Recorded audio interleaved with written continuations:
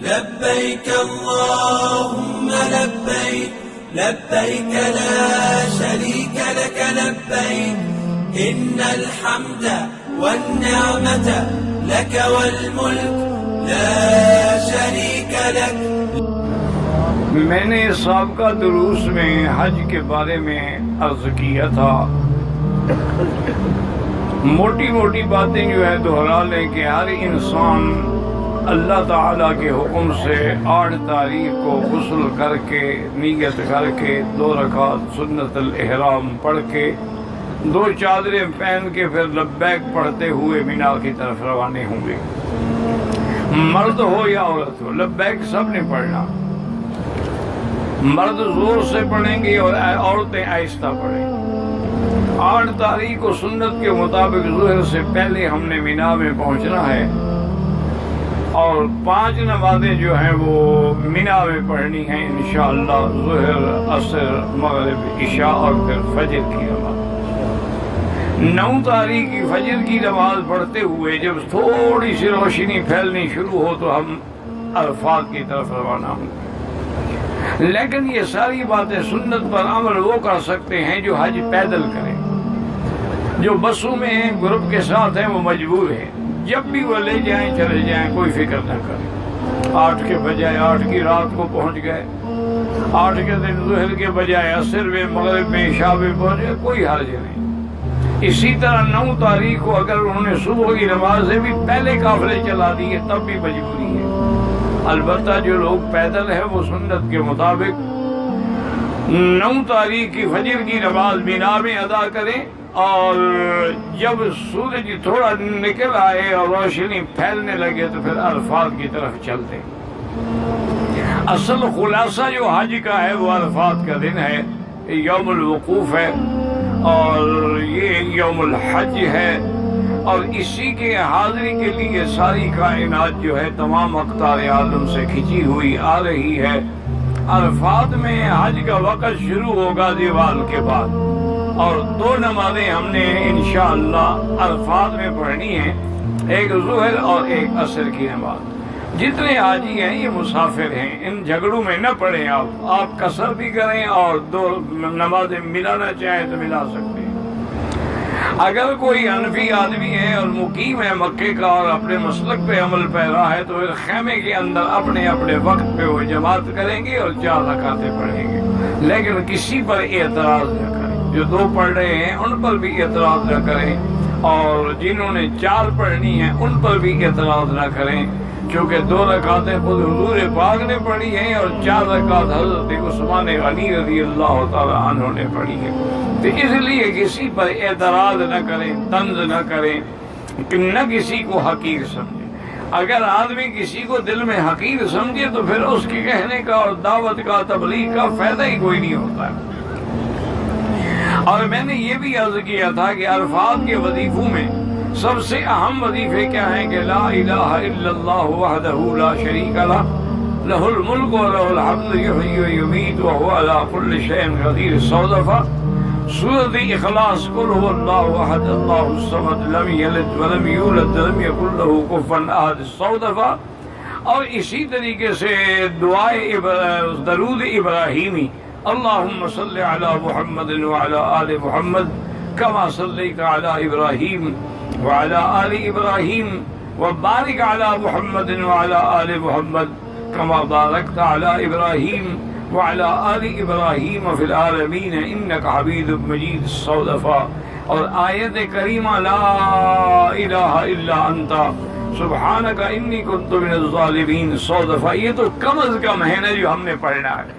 اور وقفے سے لبیک اللہم لبیک لبیک لا شریک لک لبیک ان الحمد والنعمت لک والملک لا شریک لک.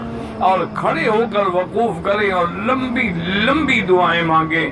حضور صلی اللہ علیہ وسلم نے 2 خطبے دیے اور اس کے بعد ظہر اور عصر کی نماز پڑھائی. اس کے بعد جبل رحمت کے دامن میں جہاں کالے کالے پتھر پڑے ہیں یہاں اپنی اونٹنی مبارک پہ وقوف فرمایا، اور پھر غروب شمس تک حضور دعاؤں میں مشغول رہے. یا کسی نے مسئلہ پوچھا تو اس کو بتلاتے رہے اور اس کو سمجھاتے رہے. جیسے کہ ایک خسامیہ کی عورت نے پوچھا تھا کہ یا رسول اللہ صلی اللہ علیہ وسلم ان ابی شیخن کبیرن، میرا باپ بہت بوڑھا ہے اور حج بھی اس کے لیے ہے، لیکن وہ سواری پہ بیٹھ بھی نہیں سکتا، تو میں اس کی طرف سے حج کر سکتی ہوں؟ تو آپ نے فرمایا کہ ہاں، آپ اپنے والد کی طرف سے حج کر سکتی ہیں۔ تو اگر کوئی آدمی اپنے بوڑھے والدین کے لیے حج کرتا ہے یا والدین فوت ہو گئے ان کے لیے حج کرتا ہے، لیکن ایک کے لیے ایک ہوگا، کیا بنا؟ والد کے لیے ہوگا یا والدہ کے لیے ہوگا، لیکن افضل یہ ہے کہ آدمی پہلے والدہ کے لیے کرے، کیونکہ والدہ کا مرتبہ جو ہے وہ والد سے زیادہ ہے۔ حدیث پاک میں ہے، حضور پاک سے جب پوچھا گیا حضور اللہ رسول کے بعد کس کا درجہ ہے؟ فرمایا امو کا، تیری ماں کا درجہ ہے۔ اس نے کہا حضور اس کے بعد؟ فرمایا امو کا، تیری ماں کا درجہ ہے۔ اس نے کہا حضور اس کے بعد؟ فرمایا امو کا، تیری ماں کا درجہ ہے۔ انہوں نے کہا حضور اس کے بعد؟ فرمایا ثم ابا کا، پھر تیرے باپ کا درجہ ہے۔ تو 3 دفعہ حضور پاک نے ماں کا ذکر فرمایا ہے۔ اس کی وجہ بھی یہ ہے کہ والدہ 3 مراحل سے گزرتی ہے۔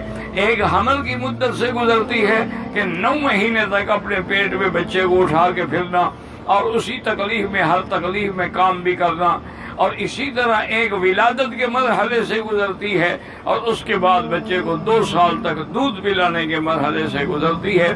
چونکہ وہ 3 تکلیفیں برداشت کرتی ہیں، حضور نے بھی اس کو 3 مرتبہ اونچا کر دیا، اور اس کے بعد جو ہے وہ والد کا درجہ ہے۔ تو آپ حج کر سکتے ہیں۔ اور حضور نے یہ بھی فرمایا کہ الفاظ سارے کا سارا جو ہے وہ موقف ہے، لیکن یاد رکھنا کہ مسجد جو ہے وہ وادی ارنا کے اندر ہے، یعنی الفاظ کی حد سے باہر ہے، لہذا اگر مسجد میں بیٹھے نماز پڑھیں، خطبہ سنیں اور اس کے بعد پھر نکل کے الفاظ کی حد میں آنا ضروری ہے، کیونکہ اگر کوئی آدمی سارے کام کرے اور 9 تاریخ کو الفاظ کی حد میں نہ جائے تو وہ حاجی نہیں کہلائے گا۔ اور یہ بھی یاد رکھیں کہ حج کا وقت جو ہے وہ زوال سے شروع ہوگا، سارا دن اور ساری رات حج کا وقت ہے، صبح صادق کو جا کے ختم ہوگا۔ کیا مانا؟ مثلاً ایک آدمی کی فلائٹ ہے، وہ عشاء کو اترا جدے، وہیں سے اس نے احرام باندھا یا اپنے ملک سے احرام باندھا، نیت کرتے ہوئے رات کو 12 بجے عرفات پہنچ گیا، وہ بھی حاجی ہے، کیونکہ سارا دن اور ساری رات جو ہے وہ حج کا وقت ہے۔ اور یہ بھی حکم ہے کہ کوئی آدمی جو عرفات میں ہیں وہ مغرب کی نماز سے پہلے الفاظ سے نہ نکلیں۔ اگر سورج غروب ہونے سے پہلے کوئی الفاظ سے نکلے گا تو دم بڑھ جائے گی، اس کے لیے ضروری ہے کہ واپس حدود کے اندر لوٹ آئے۔ جب سورج غروب ہو جائے تو بادشاہ جو ہیں سلامت و قافلہ چلائیں گے، اور ویسے بھی الحمدللہ اتنا سعودی انتظامات ہیں اور اسلامی حکومت ہے کہ کوئی قافلہ نکل ہی نہیں سکتا سورج غروب کرنے سے پہلے، کیونکہ اس سے آگے سب سے پہلے بادشاہ کا اپنا قافلہ نکلے گا، تو اس کو نکلنے میں بھی تو وقت لگتا ہے، تو اس کے بعد پھر اجازت ہوگی قافلوں کو چلنے کے لیے۔ تو بہرحال مغرب سے پہلے نہ نکلیں، لیکن مغرب کی نماز جو ہے وہ عشاء میں نہ پڑھیں۔ اور ایک بات میری بیٹیاں اور بہنیں یاد کر لیں کہ عرفات کے میدان میں جب سورج ڈوب جائے گا، روانگی کا وقت آئے گا، تو حمام، باتھ روم وغیرہ سب خالی ہوتے، لہذا آپ لوگ وہیں سے تیار ہو جائیں، وہیں سے وضو کر لیں اور آرام سے، چونکہ مزدلفہ میں اترتے ہوئے تمہیں پریشانی نہ ہو۔ ہر مرد بھی اسی طرح وہاں سے وضو کر کے بیٹھ جائے، اور بسوں میں ہے، پیدل ہے، اللہ کا ذکر کرتا رہے اور تلبیہ پڑھتا رہے، تاکہ مزدلفہ پہنچنے کے بعد سب سے پہلا حکم یہ ہے کہ ہم نماز ادا کریں گے۔ وہاں 2 نمازیں ہم پڑھیں گے انشاءاللہ، مغرب اور عشاء۔ پہلے مغرب کی نماز ہوگی، چاہے جتنا دیر کیوں نہ ہو جائے، ہم قضا کی نیت نہیں کریں گے، ادا کی نیت کریں گے، چونکہ یہ نماز ادا ہوگی ہماری۔ مغرب کے بعد فوراً 2 رکعت عشاء کے پڑھیں گے، درمیان میں کوئی سنت، کوئی نفل، کوئی وتر نہیں پڑھیں گے۔ نماز عشاء سے فارغ ہونے کے بعد اب اگر کوئی آدمی سنتیں پڑھنا چاہے، وتر پڑھنا چاہے تو وہ پڑھ سکتا ہے، اور مزدلفہ کے اندر تھوڑا سا آرام کرنا جو ہے وہ بھی سنت محمد مصطفیٰ صلی اللہ علیہ وسلم۔ اور مزدلفہ کی رات جو ہے علماء نے لکھا ہے کہ یہ بھی لیلۃ القدر کی رات کے برابر ہے۔ اس کی اتنی بڑی فضیلت ہے، جیسے میں نے کل بھی عرض کیا تھا حدیث مبارک میں کہ حضور نے فرمایا ابو بکر جو دعائیں میری الفاظ میں منظور نہیں ہوئی وہ مزدلفہ میں منظور ہو گئی، تو لہذا مزدلفہ کے اندر فجر کی نماز پڑھنا، اس کے بعد کھڑے ہو کے دعا کرنا، یہ وجوب وقوف واجب ہے، اگر کوئی نہیں کرے گا تو دم پڑ جائے گی۔ ہاں جو لوگ معذور ہیں، بیمار ہیں یا ڈیوٹی والے ہیں، ملازم ہیں، چونکہ حدیث پاک میں موجود ہے رخص رسول اللہ صلی اللہ علیہ وسلم عن النساء والصبیان، حضور نے عورتوں کو بھی اجازت دی، بچوں کو بھی اجازت دی۔ کچھ لوگ آئے، انہوں نے کہا یا رسول اللہ ہم تو بکریاں چرانے والے ہیں، فرمایا تمہیں بھی رخصت ہے کہ 12 بجے رات کے بعد تم مزدلفہ سے سیدھے مینا چلے جاؤ، اور مینا میں کنکری مارنے کا وقت جو ہے وہ صبح صادق سے شروع ہو جاتا ہے، اس سے پہلے کنکریاں نہیں مارنی چاہیے، لیکن افضل یہ ہے کہ وہ فجر کی نماز کے بعد مارے، لیکن اگر کسی نے صبح صادق سے مارنی ہے تب بھی ٹھیک ہے۔ تو بہرحال آپ مزدلفہ میں رہیں گے، اور اچھا ایک مسئلہ یہ بھی سمجھ لیں کہ بہت سارے حاجیوں کے خیمے جو ہیں وہ مزدلفہ میں ہوتے ہیں، مینا کے بجائے خیمے مزدلفہ میں ہوتے ہیں، اگر وہ اپنے خیموں میں پہنچ جائے تو وہاں بھی بیٹھ سکتے ہیں، کوئی پابندی نہیں، کیوں اصل مقصد ہے مزدلفہ کے حدود میں رہنا اور وقوف کرنا۔ اگر کسی کو اپنا خیمہ مل جائے تو سبحان اللہ، ورنہ یہ ہے کہ میدان ہے اور میدان کے اندر رہیں اور لمبی لمبی دعائیں کرتے ہوئے 10 تاریخ کو وہاں سے چلیں گے، اور چلنے کے بعد آپ مینا پہنچیں گے، یاد رکھیں۔ اور مینا میں 10 کا دن جو ہے یہ بڑا مصروف دن ہے، آپ دروشی۔ اب جناب حضور پاک مزدلفہ میں فجر کی نماز پڑھ کے چلے ہیں، لہذا جو حاجی تندرست ہیں بہانے نہ بنائیں، جی گاڑی نہیں ملی ہو، جی بس نہیں ملی ہو، جی بس نہیں کر، مزدلفہ سے مینا کوئی 200 میل سفر ہے، پیدل آ جائے۔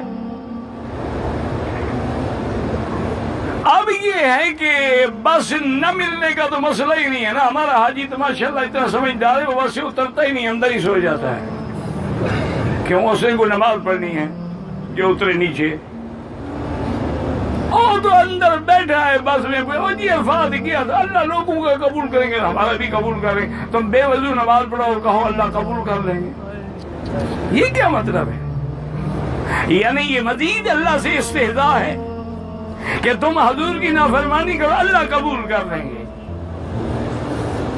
اب جناب 10 تاریخ کو حضور صبح تشریف لے آئے مینا میں، اور مینا میں پہلا کام کیا ہے کہ جمرۃ العقبہ پہ آپ نے کنکریاں مارنی ہیں، کتنی؟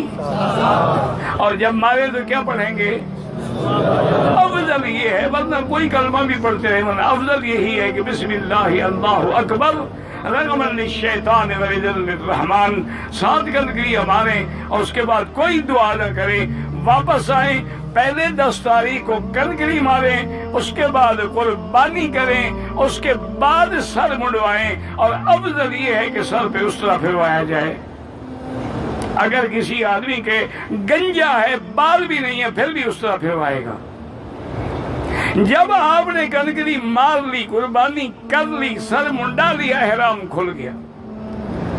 اور ان 3 چیزوں میں حنفی مسلک میں ترتیب واجب ہے، یعنی پہلے کنکری مارے، پھر قربانی کرے اور پھر سر منڈائے، اگر آگے پیچھے ہو جائے تو دم پڑ جائے گی، لیکن باقی ائمہ کے نزدیک ترتیب واجب نہیں، افضل وہ بھی کہتے ہیں کہ افضل ہے، لیکن امام صاحب فرماتے بھی سب سے پہلے یہ دیکھو حضور پاک نے کیا کیا ہے، اس طرح تو کہتے ہو بھی نماز اسی طرح پڑھو جیسے حضور نے پڑھی، تو حج بھی اسی طرح کرو جیسے حضور نے کیا ہے۔ وہاں یہ حدیث حکم نہیں ہے کہ حضور نے سب سے پہلے، اگر آپ نے اجازت دی ہے، وہ تو مینا میں جو لوگ بیچارے غلطی سے آگے پیچھے کر بیٹھے ان کو اجازت دی تھی، یہ تو نہیں کہ پہلے سے آپ جان چھوڑا کے چلے جائیں۔ تو مینا میں پہلا کام کیا کرنا ہے؟ ہاں جی کتنا؟ اور دوسرا کام کیا ہے؟ اچھا قربانی ضروری نہیں مینا میں ہو، پورے مکے میں حدود حرم میں جہاں مرضی آئے ہو، اور قربانی کا معنی یہ بھی نہیں ہے کہ اچھا جی بینک کر دے گا، کس کی کر دے گا؟ جب نہ میرے نام کی نیت ہے، نہ میرے نام کی قربانی کی نامزد کی گئی ہے، تو میری قربانی کیسے ہو گئی؟ قربانی کے لیے یہ ضروری ہے کہ نیت بھی ہو، بلکہ علماء نے لکھا اپنے ہاتھ سے ذبح کرے، اور نہ کر سکے تو کم از کم کھڑا ہو، دیکھ رہا ہو کہ میری قربانی ذبح ہو رہی ہے۔ ہم نے تو جان چھڑوانی ہے نا، جان چھڑا کے بیٹھے ہوئے ہیں ماشاءاللہ۔ آپ ایسا کریں کہ آئندہ سال کوئی ایک سکیم جاری کریں کہ قربانی کے پیسے بھی وہی دے دیں، الفاظ کے بھی وہی دے دیں، تاکہ خام خواہ یہ تکلیف نہ کرنی پڑے آپ کو۔ انا للہ و انا الیہ راجعون۔ اچھا جی، اب جناب پہلے کنکری ہوگی، پھر کیا ہوگا؟ قربانی۔ قربانی کے بعد اب احرام کھل گیا، کپڑے پہننا، خوشبو لگانا سب حلال ہے، بیوی حلال نہیں ہوگی۔ طواف افاضہ، طواف زیارت کا حنفی مسلک میں 3 دن ہے، 10، 11 اور 12 کو سورج ڈوبنے سے پہلے پہلے۔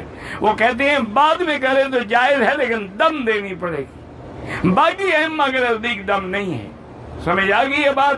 تو بہرحال ہم نے پھر آگے کیا کرنا ہے؟ طواف زیارت، کپڑے پہنے ہوئے ہیں، صفا مروا دوڑنا ہے، اور پھر واپس مینا جانا ہے۔ پھر مینا میں ہم نے 11 بھی اور 12 کو بھی رہنا ہے۔ 11 کو 21 کنکریاں مارنی ہیں۔ پہلے کس کو ماریں گے؟ چھوٹا شیطان لکھا ہوا ہے وہاں، اور اس کے بعد درمیانہ۔ لیکن پہلے شیطان کو کنکری مارنے کے بعد قبلہ رخ کھڑے ہو کر لمبی لمبی دعائیں کریں، اور دوسرے وسطیٰ کے بعد بھی لمبی لمبی دعائیں کریں، اور جبلۃ الاقبہ کو مارنے کے بعد دعا نہ کریں، واپس اپنے خیموں میں چلے جائیں۔ اور یاد رکھیں کہ 11 کو کنکری کا وقت زوال کے بعد شروع ہوگا۔ اگر صبح مارو گے ادا نہیں ہوگی اور دم پڑ جائے گی۔ اسی طرح 12 تاریخ کو بھی زوال کے بعد شروع ہوگا۔ جب آپ نے کنکریاں مار دی، اب آپ مکے میں آ جائیں گے۔ اللہ سب کا حج قبول فرمائے۔